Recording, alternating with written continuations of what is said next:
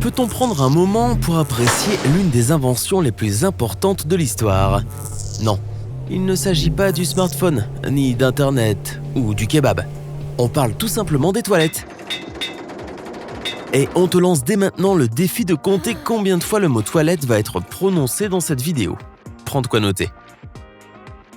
Elle porte d'autres noms plus ou moins glorieux bien sûr. Le trône, le petit coin, les chiottes, ainsi qu'un tas d'autres surnoms dont on parlera plus tard. Mais la question la plus brûlante est « Pourquoi sont-elles toujours blanches ?» Pour quelque chose qui voit passer tant de saleté, pourquoi les fabrique-t-on toujours d'un blanc immaculé ? Cette couleur ne rend-elle pas les taches encore plus visibles ? Pourquoi ne sont-elles pas noires ou d'une autre couleur sombre qui cacherait n'importe quelle trace plus discrètement ?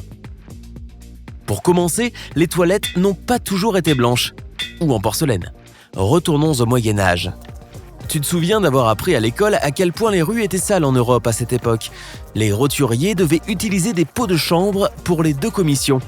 Les pots de chambre étaient des récipients que les gens gardaient dans leur chambre au cas où ils devaient se lever au milieu de la nuit pour soulager un besoin naturel. Les pots de chambre devaient être vidés, si bien que les gens en jetaient le contenu par la fenêtre, directement dans la rue. Ne les juge pas trop sévèrement. Ils n'avaient aucune idée du danger que représentent les bactéries et de la façon dont elles propagent les maladies. Dans les années 1800, les gens ont finalement commencé à mieux comprendre cela et ont réalisé qu'il y avait un sérieux besoin d'améliorer les conditions sanitaires. Alors, tout le monde a voulu des toilettes avec chasse d'eau et un système d'évacuation proche de celui que nous connaissons aujourd'hui. Et c'est à cette époque qu'on a commencé à fabriquer des toilettes en porcelaine. Mais étaient-elles blanches ? Oui, en quelque sorte, à condition d'enlever la peinture décorative qu'elles arboraient la plupart du temps. Mais alors, pourquoi n'avons-nous pas aujourd'hui des toilettes qui sont presque trop belles pour être souillées ? Il se pourrait qu'on se sente mal à l'idée d'abîmer ce motif floral en le grattant avec la brosse.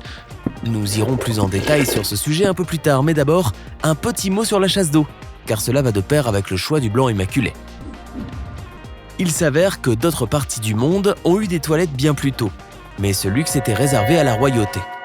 La toute première chasse d'eau recensée a appartenu au roi Minos de Crète il y a plus de 2800 ans. Mais le premier brevet pour des toilettes avec chasse d'eau a été accordé à un certain Alexander Cummings en 1775. Puis, le vrai travail de nettoyage a commencé. Et c'est l'anglais Thomas Crapper qui a fourni de nombreuses améliorations aux toilettes, y compris ce flotteur dans le réservoir pour fermer l'arrivée d'eau. D'ailleurs, les chasses d'eau portant le nom de l'entreprise Crapper sont même une petite attraction touristique de l'abbaye de Westminster. Et maintenant, la question que tout le monde attend, que se passe-t-il exactement quand on tire la chasse d'eau ? Tu sais, ce réservoir avec un couvercle qui se trouve au fond de tes toilettes, il est plein d'eau aussi, et c'est là que la magie commence. Oui, la magie de la chasse d'eau, c'est cela. Lorsque tu appuies sur cette petite poignée, ou sur le bouton selon l'endroit où tu te trouves, l'eau de ce réservoir inonde la cuvette des toilettes. Grâce à la gravité, cette eau, ainsi que celle qui se trouve déjà dans la cuvette, entraîne tout le contenu dans les tuyaux en forme de S des toilettes. Il doit y avoir assez d'eau dans la cuvette pour qu'elle passe une petite poche d'air située au début du tuyau en forme de S. Et c'est une grande quantité d'eau. Les toilettes fabriquées aujourd'hui consomment en moyenne 5,5 litres d'eau par chasse d'eau. Quoi qu'il en soit, la tuyauterie transporte tout ça dans le réseau d'égouts. La chasse d'eau aide aussi à garder les toilettes propres, ce qui nous amène à l'autre question que tout le monde se pose. Pourquoi les toilettes et les urinoirs sont-ils généralement blancs ? La première et la plus simple des raisons est que la porcelaine est blanche. Or, 95% des toilettes sont fabriquées avec ce matériau. C'est un matériau lourd qui ne se fend pas et ne fuit pas. Il est donc idéal pour cet usage. Si elles sont bien entretenues, des toilettes peuvent durer environ 50 ans. Une fois que les toilettes sont moulées avec de l'argile et d'autres matériaux qui composent la porcelaine, la matière doit être cuite et c'est ce qui la rend blanche. Mais alors, qu'en est-il des toilettes chics des années 1800 avec des fleurs dessus ? On s'en est tout simplement débarrassé. Pourquoi ? Parce que le blanc est devenu le symbole de la propreté et de la stérilisation, qui sont les maîtres mots de la salle de bain. De plus, on a tendance à se sentir en sécurité dans un environnement propre. Et c'est très important au moment de faire ses besoins. Et quand on y pense, la moindre tache est très visible sur quelque chose de si blanc.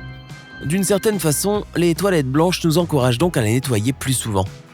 Et il faut les nettoyer souvent quand on sait que, en moyenne, une personne utilise les toilettes 2500 fois par an. Si l'on additionne tout ce temps, on finit par passer 92 jours aux toilettes dans notre vie. Ça pourrait te coûter cher si tu utilises du papier toilette doré.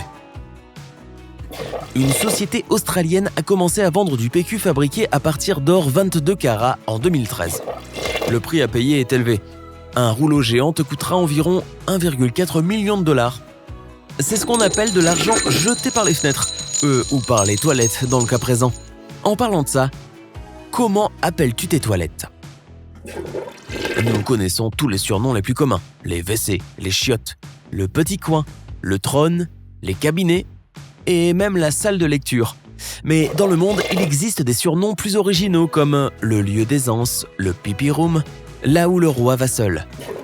Les Israélites antiques l'appelaient la maison d'honneur et les premiers Égyptiens l'appelaient la maison du matin. Comment appelles-tu tes toilettes ? Réponds-nous dans les commentaires. Il est particulièrement intéressant de savoir comment on les appelle en Inde. Car après tout, l'Inde a son propre musée des toilettes. Situé à New Delhi, le Sulabh International Museum of Toilets possède des objets et des clichés étonnants qui te permettent de suivre l'évolution des toilettes depuis 4500 ans. Il a été classé par le magazine Time parmi les musées les plus étranges du monde. Le Time avait-il connaissance du musée des toilettes à Suwon, en Corée du Sud ? D'ailleurs, combien y a-t-il de musées des toilettes sur la planète ? On aime tellement tout ce qui tourne autour de cet endroit que... il existe une journée mondiale des toilettes. Chaque 19 novembre, le monde célèbre le trône de porcelaine. Il y a même un thème pour l'événement.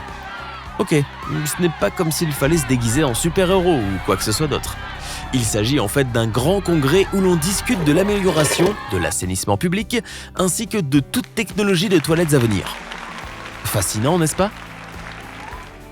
Les toilettes les plus rapides du monde. Le Britannique Colin Fields a conçu les toilettes les plus rapides du monde en mai 2013. Elles ont atteint une vitesse de 85 km/h, établissant un record du monde. Fields a bricolé un scooter fixé à un siège de toilette et ajouté un moteur de moto. Quant à savoir à quoi ça sert, c'est une autre histoire. Que dirais-tu d'un autre record du monde concernant les toilettes ? Le record du nombre de battants de toilettes cassés sur la tête. En septembre 2007, Kevin Shelley a cassé 46 sièges de toilettes en bois sur sa tête en 1 minute. Aïe ! Sans surprise, ce record du monde n'a été battu par personne d'autre. Il semble que l'humanité n'ait pas d'autres problèmes à régler. T'es-tu déjà demandé combien il y a de toilettes à la Maison Blanche ? Elle est célèbre pour le nombre de chambres et de cheminées qu'elle abrite, mais savais-tu qu'elle compte 35 salles de bain et toilettes ? Et aucune d'entre elles n'est ouverte au public.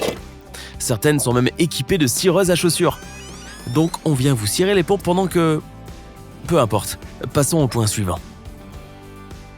Les statistiques montrent qu'avant qu'un enfant soit complètement propre et puisse utiliser les toilettes tout seul, les parents lui changent environ 10 000 couches.